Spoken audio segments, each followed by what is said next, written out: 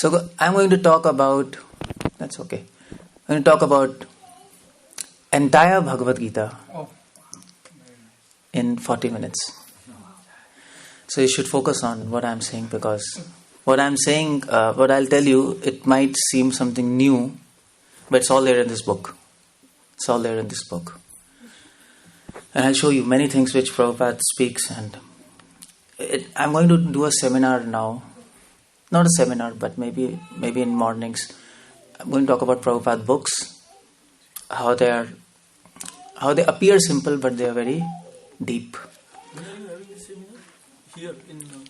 So, Bhagavad Gita has 18 chapters and 700 verses, we all know. Some people say 701. Shankaracharya puts it 701. But that's primarily because the counting of the verses is different, that's all. Otherwise, it's 700 verses, 18 chapters, and Krishna, he summarizes entire Vedic knowledge in this one book. Now, how he does that, I'm going to explain you. Now, the first chapter of Bhagavad Gita is observing the armies of battle of Kurukshetra, is it? Yeah. So, the first chapter begins with this first verse, and the first word of this chapter is Dhritarashtra. Now that's amazing, because you start a book with a villain, not with a hero. No movie starts with a villain. Especially religious movie, no, you don't start. But it starts with Dhritarashtra. And why does Vyasadeva does like that? So there's a reason behind that, because you know what, Krishna is special. He's all merciful, we know. He wants to use everybody in his service. Whether it's a villain, it's a hero, it's A, B, C, D, X, Y, Z. So for example, Lord Rama, he used Raman in his service. He used in his service. So Krishna knows how to make best out of worst. He's genius. So he knew Dhritarashtra is going to end up in a mess, because he was attached to his children. Now I would say he was doing messed up there. So he used Dhritarashtra to make this Gita happen, because Dhritarashtra is asking Sanjay, is it? That's what is starting. What happened in the battlefield? Dhritarashtra is becoming an instrument for us to get Bhagavad Gita from that point of time to this point of time. And that's how without his knowing, he's doing service to Krishna. And he's getting credit. So that's Krishna's intelligence. That's what we learn from Krishna. We should know how to make best out of the worst. Prabhupada, hippies, best out of the worst. Prabhupada did that. Same as Krishna. So, first verse is observing the armies on the battlefield. Dhritarashtra is observing battlefield. Dhritarashtra is informed by Sanjay. Kauravas are standing, Pandavas standing, Krishna is there.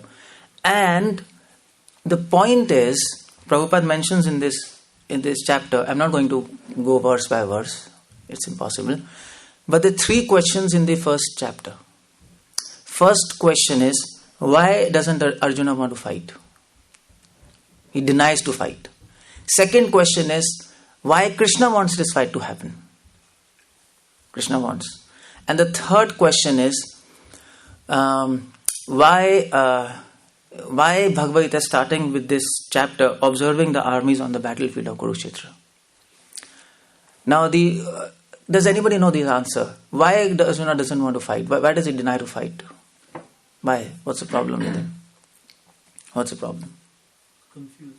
He sees his family as spiritual masters. Okay, there are many reasons, no? Yeah, many reasons. Many reasons he gives. Family, uncles, Dronacharya, Bhishma, so many things. But if you read Prabhupada purports carefully, Prabhupada mentions there, Arjuna doesn't want to fight because he's a pure devotee. He mentions there. You read clearly. He is having compassion.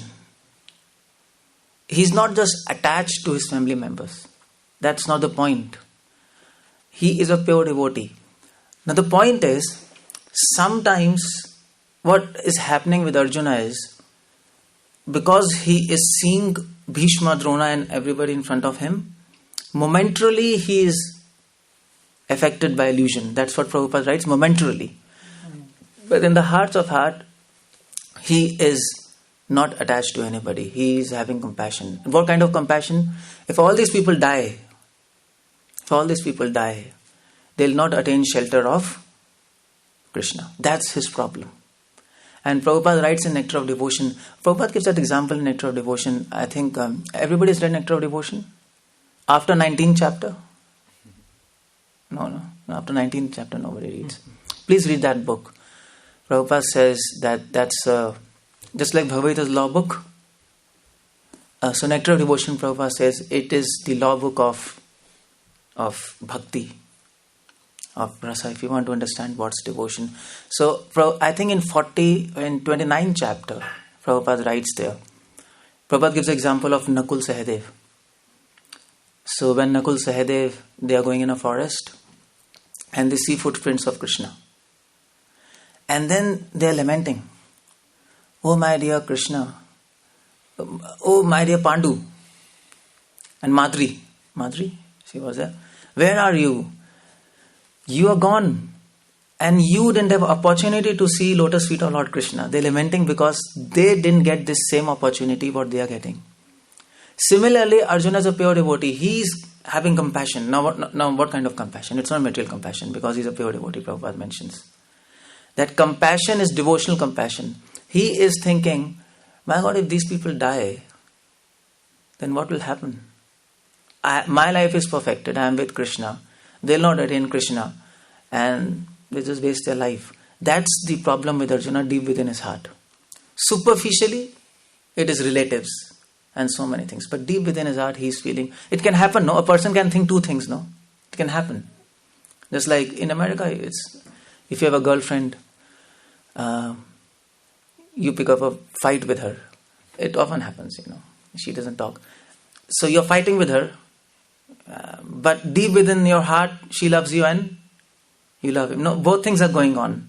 You're fighting at the same time you're loving. Similarly, Arjuna, both things are going on. Externally, he's attached. He doesn't know what to do. Internally, he's feeling they'll miss the opportunity to attain Krishna. That's the first problem. And that problem is solved after Gita. What Krishna says. If you read Prabhupada's Bhagavatam, everybody who died on the battlefield of Kurukshetra, what happened to them? Liberation. Not just liberation, they went to spiritual world. Yeah, Swarup Mukti. They went to spiritual world, all of them. So that problem was solved. And that's why Arjuna, at the end of Bhagavad Gita, Arjuna told, I'm ready to fight. Because he was convinced that anybody who dies in the presence of Lord, they will get liberation. So he told, fine, Krishna, my problem is solved. One problem is solved. Now, why does Arjuna deny to fight? This is the point. Why does Krishna want to fight? What's the answer for that? Why Krishna wants to fight? For prescribed duty? No, by what prescribed duty? You want this demonic force to be destroyed. To set up a dharma. For dharma, adharma? No. Yeah, that may be one reason. For setting up religious principles, no? But that's not the main thing. Because Prabhupada says, for setting up religious principles, he could have done through any of his devotees. He doesn't need to come to do such a small thing. Prabhupada mentions in the purport in Bhagavad Gita, if you read carefully. They go back to the spiritual world. No. Out of compassion. No. If I'll tell you the answer, you'll be shocked. And if you read Prabhupada's, I can't find here, but I'll tell you the answer. Somewhere it is. Krishna wants to take revenge. Revenge. That's what Prabhupada writes in purport. I'll show you. I can't find it in the purport. It's there in the purport. Krishna told Pandavas, if you will not kill them, I'll kill them. Because they tortured you. Wow. And he could never forget Draupadi. He wanted to take revenge. And that's what is love about, no? Love is all about affection and revenge, no? Both things go together. If you don't have revenge, what's love about, If somebody comes and kills your wife, oh, no problem. That's okay. I loved her. but no problem. That's not love. That's stupidity.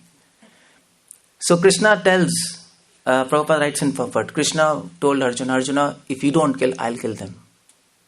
Because they tortured you. And I can't see my devotees being tortured by anybody else. That is why Krishna wanted to continue this fight. That was the main reason what Prabhupada mentioned in his purports. So Krishna also takes revenge, is it? Krishna is most merciful, and Prabhupada says in Active Devotion, most cruel. He can be both. With devotees he can also be both, no? If we mess up around with Krishna, do some kind of crazy stuff, he's going to be very hard with us, but for a benefit, no? So that's why he wanted to continue fight. Now what happened is, in first chapter, Arjuna became confused. I should fight, not fight. People are going to lose opportunity to serve Krishna. They are my relatives. So many things were going on in his mind. If you read Bhagavad Gita, females are going to become widows, no Shrad. And in history, nobody killed his own guru. Prabhupada writes in purports. Prabhupada mentions, as if Arjuna asks Krishna, how did you deal with your own guru, Sandipani Muni? And you are asking me to kill my guru. It is funny, You behave with your guru so nicely. And you are asking me to kill my guru. This is absurd. Krishna is giving some kind of instructions which he is not following himself. So what kind of teacher you need, you don't accept such instructions. He is confused. So second chapter is, what is second chapter? Second chapter is contents of Gita summarized. Second chapter, Krishna begins with the knowledge of soul. Now the question is, Arjuna's problem is whether to fight or not to fight. But the answer is, you're not this body, your soul. It is madness, no? So how do you reconcile this? Why does Krishna begin like this? He could have simply said, Arjuna, you have to fight because of 4 reasons. 1, 2, 3, 4. Are you ready? If you're not ready, then go to hell. Anyway, fight is going to happen. Tata bye bye. Finish. But he doesn't do like that. Second chapter, he gives knowledge of soul. Why does he give knowledge of soul first? Why not devotion? Why not Sarvadharman Parityajya? But he gives knowledge of soul. Any idea? Anybody has any idea? Why did he do like that? Self-realization. So what's the point with that? Or what's the point? What's the connection? All conditions are not attached to body. We recognize things with the body, not with the soul. So we don't understand what's beyond this body and things. But how do you connect with this? So unless we understand this not body and is beyond that, then nothing on what's happening on the field, Kurukshetra, doesn't make sense. You know what Prabhupada writes in his purports? Prabhupada says, if you instruct a person who is lamenting, he'll not understand anything what you're saying. In Dharma Shastra it is said, never advise a person who is in sorrow. Don't advise. There are 4 conditions which you should never get advice. One is a person is sorrow. Another, you should never advise husband and wife. Don't do that. You'll get in trouble. Any side you take, you'll be in trouble. So don't advise. Nobody should advise husband. You should never advise Brahmanas. Don't advise them. They are going to take your advice because you don't have knowledge now. They have knowledge. Brahmana can advise another Brahmana. But we are not in a position to advise a Brahmana. And you should never advise until you are asked. That's a common saying. No, don't advise until you're hired. No. So Arjuna is in a position of lamentation and he's not ready for any advice. So the first task of Krishna is to get rid of lamentation or sadness. And that is why he begins with the knowledge of soul. Because if you are on bodily platform, you are always shoshati and kangshati. That's what Krishna says. You are always lamenting. I lost this, I have to get this, I have to get that. So Krishna wants to bring him on the level of soul, so that first of all he becomes happy. Okay, I'm out. No problems with the body. So that's what is second chapter about, knowledge of soul. So when, yeah. So two things, Guruji. One is, you said you started with 3 questions. The Yeah. second question you said Krishna did it for revenge. That is in purport of first chapter. Yeah, first chapter. And I'll find and tell you. And the third question you said, why is the name this? And we went to the second chapter. So Why is the? why is the first chapter name is? I'll tell you afterwards. Keep it in your mind. It's a suspense. I'll tell you afterwards. I'm developing a story now here. I'm developing a story. Okay, so second chapter, knowledge of soul. So Arjuna gets okay, Now he's out of lamentation. Now he's ready for advice, counseling. Krishna wants to counsel him. What's the third chapter's name? Karma Yoga. Now Krishna, interestingly, Prabhupada translates Karma Yoga not as Karma Yoga. He translates Karma Yoga as Bhakti. If you read entire Bhagavad Gita. So Krishna gives a principle to Arjuna. Arjuna, your first duty is to do action. Karma means action. Yoga means linking with God. Now Krishna brings the concept of service first and not knowledge. This is very important because fourth chapter is Jnana Yoga. But he doesn't bring knowledge. Krishna would have said to Arjuna, Arjuna, now your lamentation is over. Now you understand my counseling. Why do you have to fight? 1, 2, 3, 4 reasons. He doesn't do that. First he says, Arjuna, serve. Understand the concept of service. Because without service, you are not ready to understand the knowledge which I am going to give you. So that is why third chapter is Karma Yoga. By starting with Karma Yoga, Krishna is trying to emphasize service is more important than knowledge.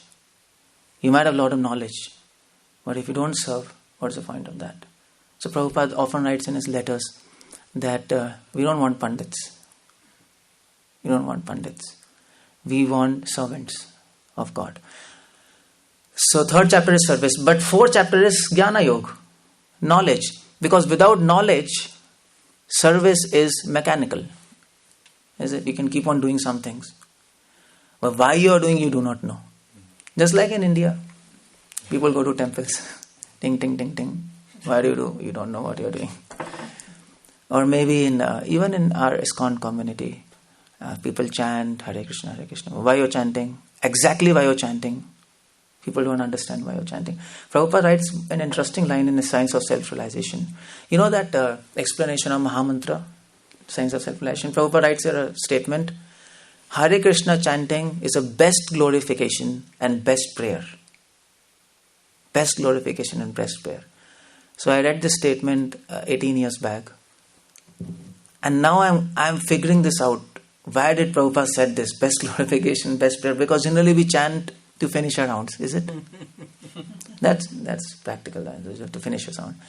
Because I got initiation and Guru's order and that's good starting. No way, but that's not the end. So how this mantra is best glorification and best prayer? You have to get that realization. So how to get that realization? Not by knowledge, but by service. But coupled with knowledge. That is why fifth chapter is action in Krishna Consciousness. Fifth chapter is Krishna is saying fuse knowledge and service. Don't do just service. If you simply do service, it will become mechanical. If you simply take knowledge, you will become scholar, puffed up. Fuse. Knowledge will give enthusiasm in service, and service will lead knowledge to realization. There is a link between knowledge and service. This is what is Krishna is trying to explain in 3 chapters. What is it? Knowledge in Hindi, if in Sanskrit, if you say Jnana will tusht karta hai karma ko, and karma pushed karta hai jnana ko. Point is tushti and pushti. So knowledge will help, will give enthusiasm in service. That's why we're doing class now. And service will help knowledge to mature into realization. That is why Krishna develops this theme. Arjuna, you should fight. Arjuna was saying, my God, I'm lamenting, I'm sad. I should go to forest and figure this out in my books. Why I'm sad, why should not I fight? Or Krishna says, you stupid, you fight. if you do service for me, you'll get realizations yourself. And in the night after the fight, we'll have some classes. That's no problem. No, because fight after sunset, there's no fight. No, in Dharma, if we're sitting back, then we can discuss something. So both things should go together. Morning you serve, night you read. Prabhupada used to do. Entire day he was busy management and this. Entire night he was translating. That's Prabhupada's life. So you see the theme which Krishna is developing. 5th chapter, action in Krishna consciousness. You should do both. So which is important, knowledge or service? Both. Tell me, both? If I ask you to choose one, which one should you choose? First service. Yeah. First service.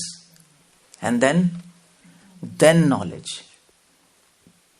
So most important service. Because reward of service is service. That's all. So, and then 6th chapter is Dhyana Yoga. Now Krishna says, whatever you do as service to me, do it with attention. That is Dhyana Yoga. So Prabhupada says in his Bhagavatam, he says when he's describing Dhruv Maharaj goes to forest, and he goes to forest and Dhruv Maharaj is meditating. So Prabhupada says, you take the principle, leave the process. So if you read 6th chapter, Krishna is explaining Dhyana Yoga, Ashtanga Yoga. Krishna is explaining Asan, Pranayam, Yam, Niyam, so many things. But Krishna is saying in 6th chapter, Arjuna, leave the process. Thank you. Leave the process, take the principle. Now what is the principle of Dhyana Yoga? Principle of Dhyana Yoga is focus and attention. Yogis are doing that, no? Focus on a point, focus on Kundalini, focus on Chakra. Krishna says, okay, Arjuna, let's be intelligent. Leave the process, take the determination. So just like Prabhupada, once he was in New York, and there was his servant, and they were crossing the road. And on the opposite end, there was a female standing, girl, with mini skirts. And it was snow there, it was snow, and she was standing in mini skirts. So Prabhupada said to his servant, you're seeing that girl? He told, well, I'm already seeing, It doesn't matter, I'm seeing her. So Prabhupada says, you see, she wants to expose her body, such a winter, and such a cold, and she wants to expose her body. She's determined to expose her body. Similarly, we should be determined to serve God. This is how Prabhupada used to see. Prabhupada used to see this word. I know we can't do that, but that's what is Gita all about. Gita wants to bring you to that platform. It's not just verses. Gita is not a book. If you think it's a book, you're an illusion. It is Krishna himself. Prabhupada says many times, no? And the verses and the chapters of Gita are steps to love of God. And each verse of Gita is a realization, which if you keep on reading Gita, you'll realize slowly and steady. So Dhyana Yoga chapter, Krishna says, be determined in your service. Be determined in knowledge. Be focused. If you're not focused, you're going to lose. So this is first 6 chapters. Focus on service and knowledge, and develop your spiritual life. And now 7th chapter begins. I have to make a small girl. Thank you. Kids are making it. Yeah, now just sit. No problem. So 7th chapter, what's the name of 7th chapter? Don't see. You have to tell me now. Prabhupada says you should learn this book as a law book. Even if I ask you in your sleep, you should know. You should know every statement. That's why I asked you, have everybody read full stop? You should know which page, which statement Prabhupada is saying. I mean to say Christians know. Islam, Mohammedans, they know. Quran, which page, which verse, what they say verse, they don't call verse. They called, what they call verse as in Islamic. We are not good at anything. Yeah. We don't know that. I think they call as riyat. We call words, they call riyat. They know each page what is which riyat. So we should know like that. So 7th chapter name is knowledge of absolute truth. Or, yeah, I think knowledge of absolute. Yeah. So knowledge of absolute. So if you serve Krishna with knowledge in association of devotees and you're focused, my aim of life is Krishna. That's all. I don't want anything else. I don't want money. Money is required, but it's not the aim. I don't want prestige. Prestige is required to a certain extent, but it's not the aim of life. My aim of life is Krishna. And I live for Krishna and I'll die for Krishna. If slowly you get that conviction, and that conviction will change into devotion. That's why 7th chapter is knowledge of absolute.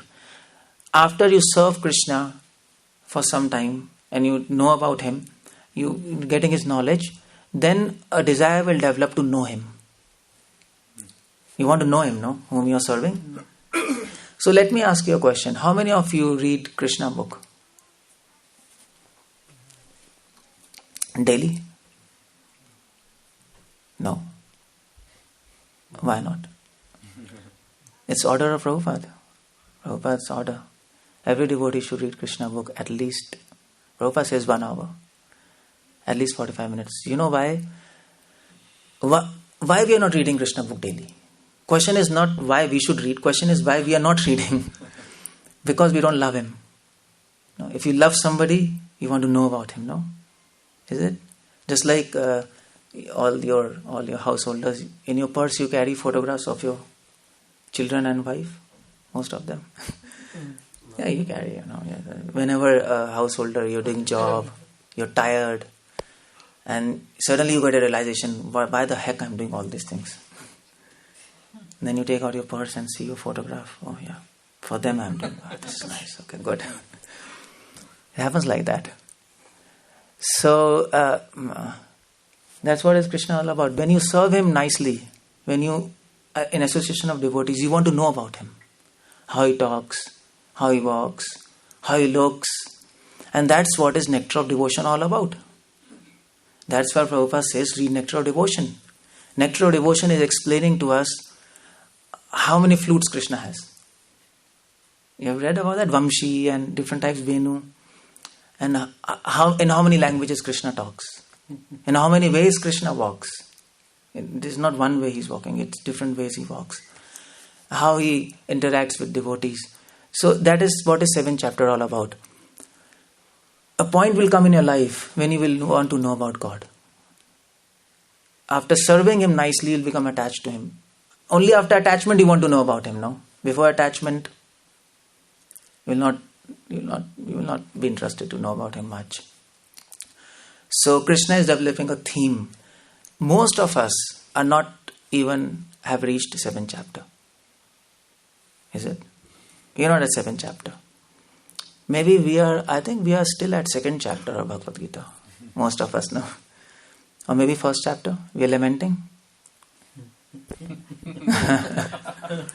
Prabhupada says in one of his letters, I think he's writing a letter to a devotee or in conversation, that if a person is lamenting for anything in this material world, he's not even begin his spiritual life. He's not even begin. So most of us is 1st chapter, 2nd chapter, knowledge of soul, body, but beyond that, is still catching on. 7th chapter, if you're not reading Krishna book, you're not at 7th chapter, simply as that. That's why I told, these are not chapters. This is evolution of soul. There are 18 steps to love of God. That is 18 chapters. The 7th chapter is, you will want to know about Krishna. Yes. And what is 8th chapter? Yeah, attaining the Supreme. So what's that all about? When you read Krishna, when you read about Krishna daily, then a desire will develop in your heart. What's that desire all about? I want to attain Krishna. That's what Krishna says. Anybody knows that verse of Bhagavad Gita where Krishna says the aim of devotional service is to develop a desire to attain me? What's that verse? Quiz. Small quiz. What's your name? Everybody knows their name? Better forget your name.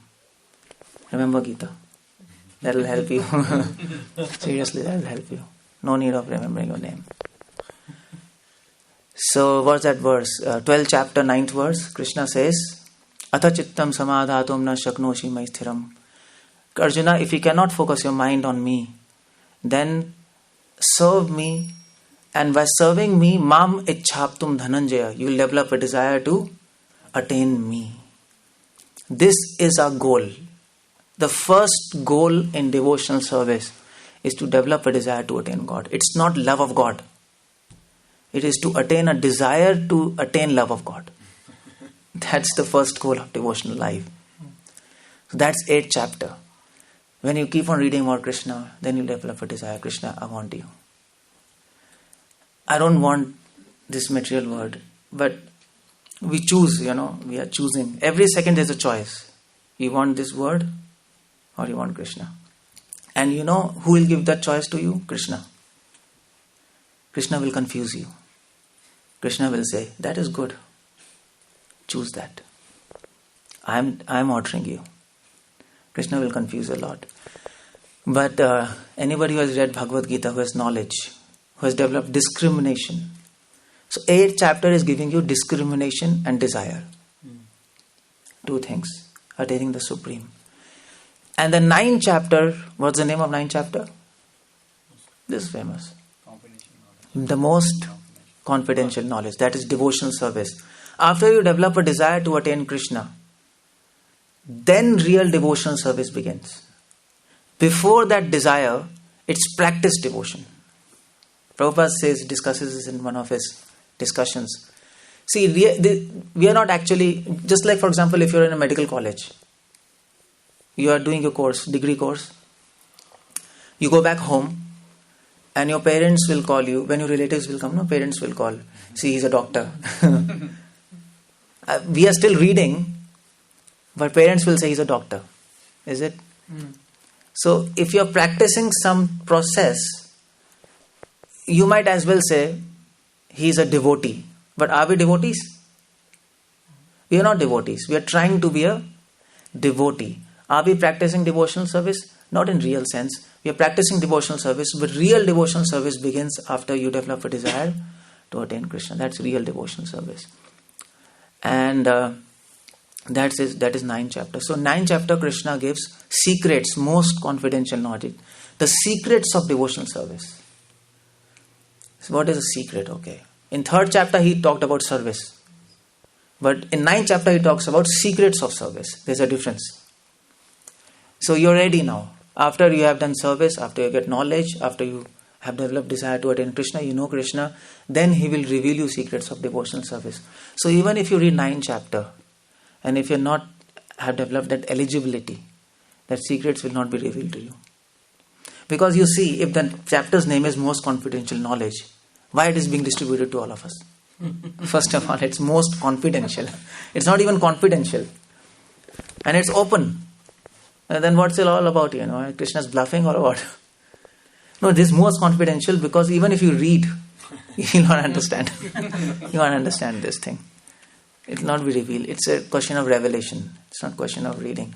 We can read it, but we get to that platform after some time, after a lot of service, a lot of dedication. So most confidential knowledge. Then as you do devotional service to God, you keep on serving Him, you get realizations. What is 10th chapter? Yeah. Opulences of Supreme. Is it? Of Absolute or Supreme? Of the Supreme, I think so. Yeah, of the Supreme. Of the Absolute. The opulence of the Absolute. Yeah. So 10th chapter, after you do devotional service to Him, Krishna reveals secrets. Then you want to know more about Krishna. You serve Him, you want to know about Krishna, then you serve Him more and you want to know more about Him. So 10th chapter, Krishna is revealing His power, His opulences, how Krishna is powerful. 11th chapter, He's showing His power. He's giving evidence. Krishna is saying, I'm not just speaking, I'm not a fool, I'm not a flatterer. I'm giving you evidence. See, this is my power. So 11th chapter is universal form. That's science, no? Observation. And then 12th chapter is devotional service. 12th chapter, Krishna is revealing His sweetness. Sweetness. Power and sweetness. That's what Krishna all about. What is more important, power or sweetness? Sweetness, no. Actually, sweetness is more powerful than power. Is it? Because, Cleopatra, she ruled, she could control. Great king, The sweetness is more powerful than power. Just like pen is more powerful than sword. You can destroy nations by pen. By sword you can destroy some army. That's all. So, 12th chapter is all about sweetness. Madhurya of Krishna. Now, Gita should practically finish by this point. But it doesn't. What's 13th chapter? Nature, enjoyer, consciousness. Now there's a problem. With every endeavor there's a problem, no? Krishna speaks in Bhagavad Gita, Atha pritak cheshta. With every endeavor there's a fault. There has to be a fault. So we are doing devotional service, there are faults. There are anarthas, there are obstacles. So what obstacles you are going to face when you are on this path? That Krishna talks about in 13th chapter and 14th chapter. 2 chapters, 2 obstacles. 13th chapter is nature, enjoyer, consciousness. The first obstacle in devotional life will begin not from outside but from inside. Your own enjoying propensity. Nature, enjoyer and consciousness. Your own consciousness is an obstacle. You are obstacle for yourself. That's a secret, no? Who likes to think? If you ask anybody, are you good or bad? So what he'll say? I think I'm good, Even a murderer, he will say. If you ask a murderer, do you feel you're a good person? What he's going to say? Yes, I'm good. I murdered 3%, but still I'm good, because I was doing for my family and so blah, blah, blah. Nobody feels that he's bad. Except Vaishnavas. Vaishnavas feel that they're bad. Ordinary people, they can't understand. So Krishna says the biggest obstacle in devotional life is we ourselves. The sooner we realize this, the better we are. Because generally, what we think? We think he's obstacle, she's obstacle. And what about me? Well, I'm a 7th Goswami and no problem with that. So, that's an illusion. You know what somebody asked in Bible? I was reading Bible, so they asked God that my dear God, why do you want to destroy this world? So God replied that, you see, I don't need to destroy this world. You're yourself sufficient to destroy yourself. So I don't need to do anything. That's all. I just watch. You destroy yourself. That's the problem with all of us. We are harming ourselves. And that is 13th chapter all about. So we have to, that's internal obstacle. And 14th chapter is 3 modes of material nature. There's some external obstacle. Now what is external obstacle? 3 modes. Mode of goodness, passion, ignorance. Okay, let me ask you, what is mode of passion? Anybody? Enjoying propensity. More. Okay, good. Anybody else? You see, anytime you have to give answer, you should give some practical answer. Theoretical answer is good. Okay, what is mode of passion? Simple. Behind you. See what's behind you? Television. That is embodiment of mode of passion.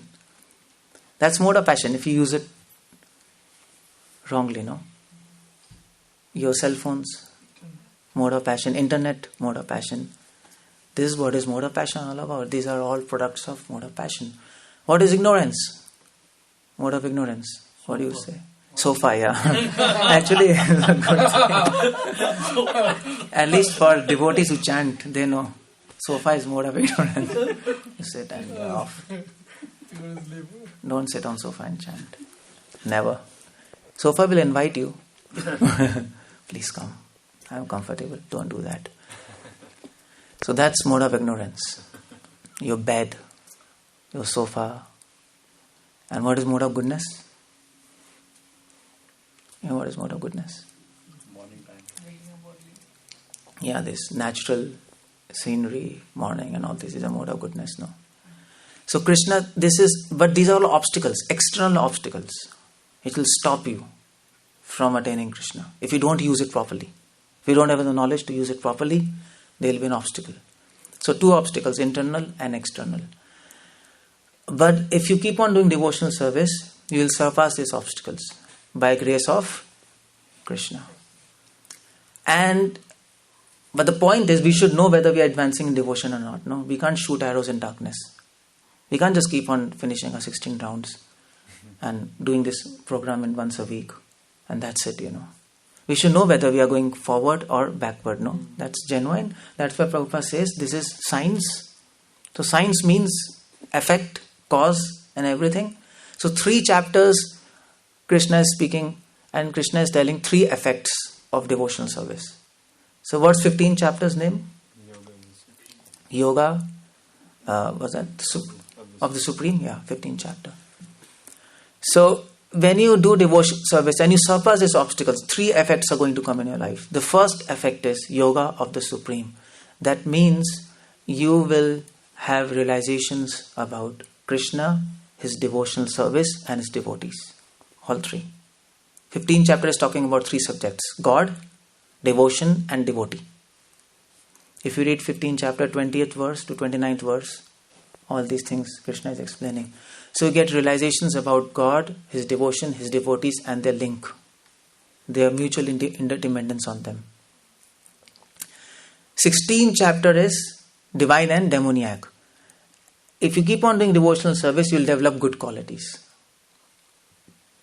Divine qualities, demoniac qualities, it's supposed to reduce. Enviousness, lust and all this, they'll reduce.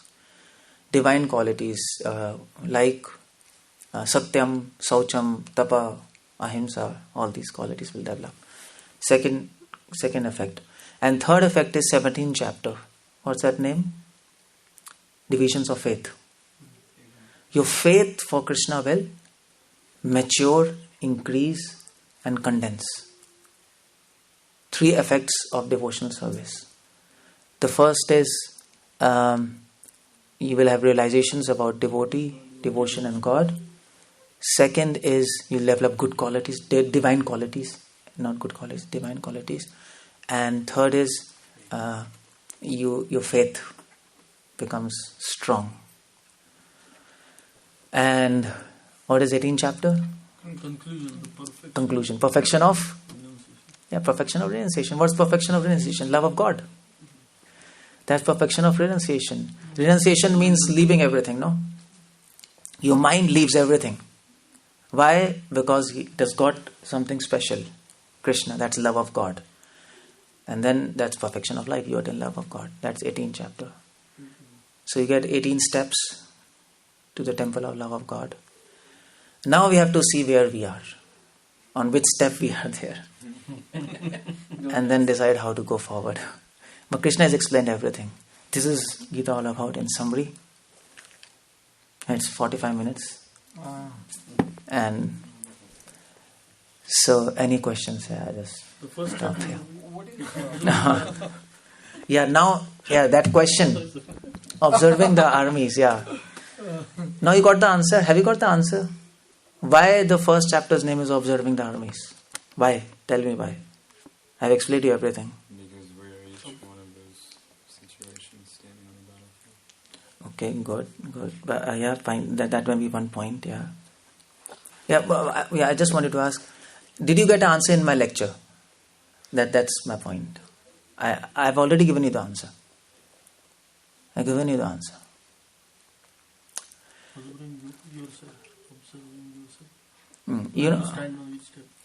You know what observing the armies?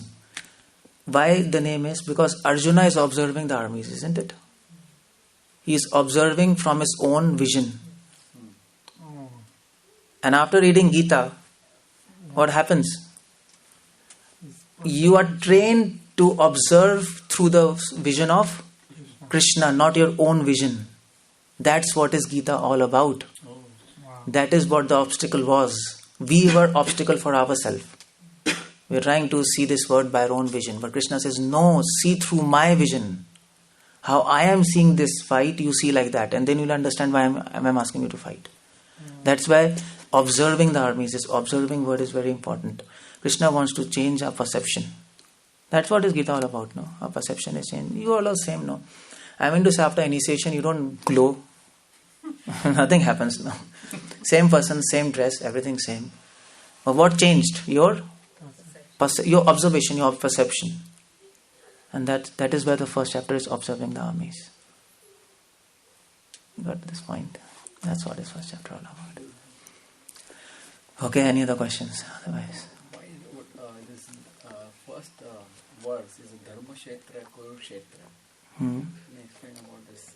Why it's called Dharma Kshetra? Prabhupada explains in the purport, long purport. Prabhupada says Dharma Kshetra. Dharma Kshetra because Gita starts with the word Dharma. And Gita ends with the verse. What's the last verse of Gita? You don't know this? Come on. Last verse of Bhagavad Gita. Last verse of Bhagavad Gita, not the essence.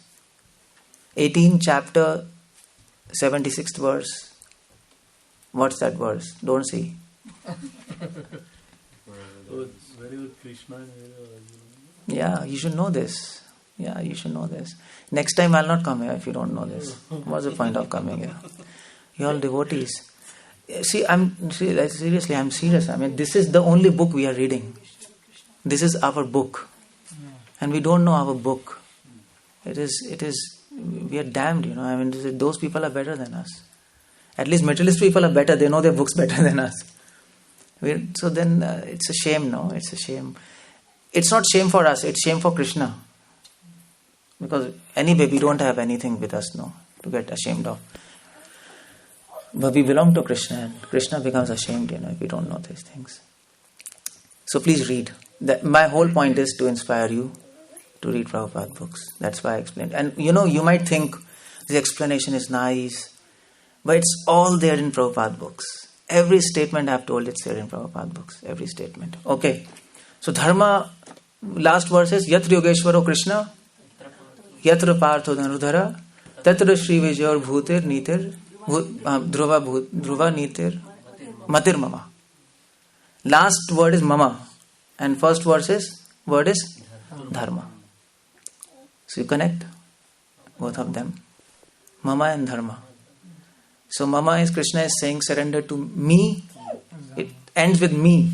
Starts with Dharma. What is Dharma? Dharma is all about me. Krishna is saying it's all about me. It's all about anything you read in Dharma. Anything you read in Dharma, it's all about me. You have to connect to me. Otherwise, you're in illusion. So this word, purposefully, it starts with Dharma. And also it starts with Dharma because Prabhupada explains. Because Gita is all about Dharma. It's all about religion. Krishna is not telling what is Dharma. Krishna is redefining Dharma. There are two different things. Because previous to Gita, everybody knew what is Dharma. People knew. They were Pandits, no? People knew Dharma, Ganga and all these Shraddh. People knew. But Krishna is redefining Dharma in Gita. Krishna is saying, because if Gita was talking about Dharma, then why would Krishna tell Sar Dharman Paritajya? Or I'm here to establish Dharma. At the same time, I'm telling you abandon all religion. It doesn't make any sense, no? So Krishna is telling real Dharma is to love me. Abandon all kind of Dharma which is devoid of love. That's the point here. He's not here to establish religious principles per se. He's here to establish religious principles in his own way, in the true sense. Because knowledge got distorted. That's what Gita is talking all about. That's why it starts with Dharma. To redefine them. Now, the 9th chapter, secret point I missed. Like, what was the exactly secret? Most confidential knowledge? Yeah, what was it? That's secrets of devotion. There are secrets of devotional service. We can read, but we can't access it now. That access, the key to that access will be given by Krishna when you're ready. It's not given to everybody. It's open secret. Gita is open secret. It's there, but Prabhupada says, if this book is not read with devotees, it will always be locked for you. You can buy, but it's locked. Yes. Prabhupada says in one of his conversations, that's a Hare Krishna mantra. Prabhupada says you can chant Hare Krishna mantra, but it's not going to work if you're not in association with devotees. So that's why it has to be read with devotees. How to, you read everything, but then when the temptation comes, then atha kena prayuktayam papam charati Keshava. Krishna says, why, Arjuna, even after knowing so much, I am enticed, I am attracted to this temptations and sinful things? That's the question, no? Yeah. So, answer is there. But it doesn't, that time mind tries to convince that that's okay. Yeah. So what should... See, that's what my whole point was. You know what? If you try to examine this word, the word will examine you. If you try to catch this material word, the word will catch you. So the point is, the question is not that why we are getting tempted to this word. That's not the question. The question is why I want this word. You want this, that is why you're getting tempted. It is not that I don't want and still I'm getting tempted. That's not the case. That's illusion. That's illusion. If you don't want, nothing is going to happen. That's what Krishna says in 6th chapter, Sankalp. That Dhyan Yoga, no? Sankalp. If your intention is correct, nothing is going to happen because Krishna is there in your heart, no? So he sees. Actually, we choose wrong. That's why we are attracted to wrong. If we don't choose wrong consciously, there will be no temptation. But the point is, we don't realize that we are choosing wrong. That's the point. Things happen so fast. We know we are choosing wrong. The temptations are so high. No, temptations high because we're choosing wrong. Yeah, you're right. In past, we are choosing wrong. Krishna says, okay, I bless you. Take wrong things. You'll be attracted to wrong things. I bless you. Then you can't help. If Krishna's blessings are there, how can you resist temptation? He's super soul, he'll bless you. So, we should not come to a point where we need these kind of blessings of Krishna. We don't need these kind of blessings, no. But it all depends on you. So, a drop and drop makes an ocean. Small drops. So we consciously choose something wrong, then we avoid it, then we choose wrong, then we avoid, then we choose wrong, then we avoid. One day, Krishna is watching everything. Krishna is saying, my God, you're becoming so mad about these things. Okay, then take it. So at that point, you'll get temptation. So you landed yourself in your problem. That's the point. So that's what Krishna says.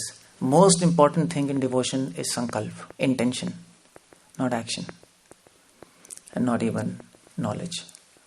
That is there in 9th chapter. Most confidential knowledge.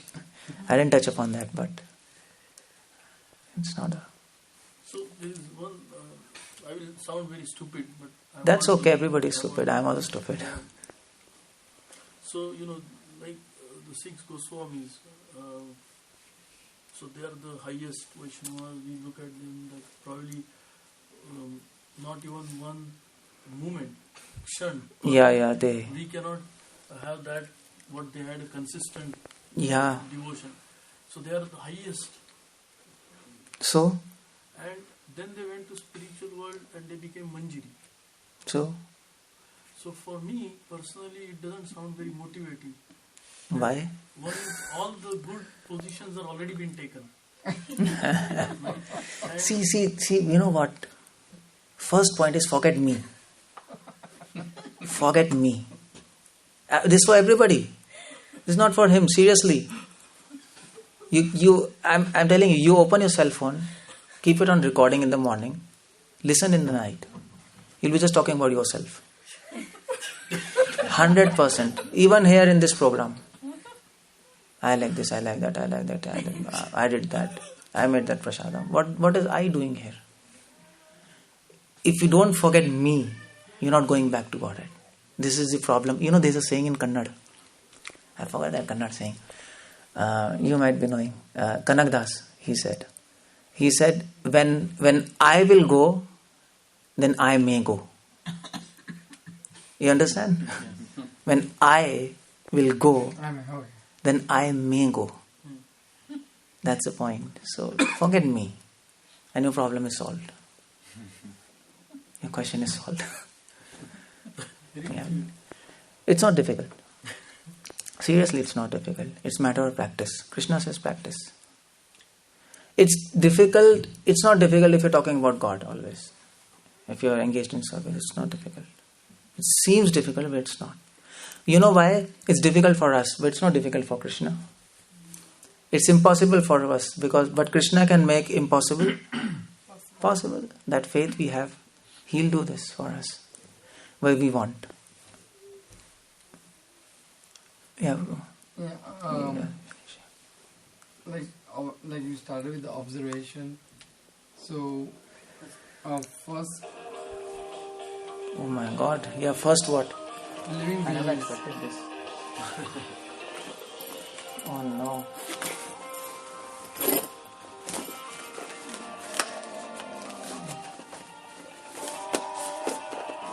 Okay, yeah, I'll just off this. So living being is perceiving his own perception, but after the 18 chapters, the perception changed for Arjuna. So he could understand what Krishna desires. So here Dhritarashtra was listening everything from first verse through 700 verse. So but he didn't change. He did not change. Yeah, he didn't change. And he was listening very attentively. Yeah, so what's the conclusion? This means attentive listening is not enough, no? Seriously. That's a conclusion. Attentive listening is not. You have to put it in action. He never put it in action. That's the problem with him. He was just listening. Could we say his listening was motivated also? Yeah. His listening was motivated also. He wanted to understand what happened to my sons. That's what primarily his interest was. He was apprehensive for his sons. He was not listening with a proper mood. He was a devotee also, that's why. Of course. That's why he didn't do service. He didn't put in action, just listening. Nothing will happen with that. So, I think pretty much that's over.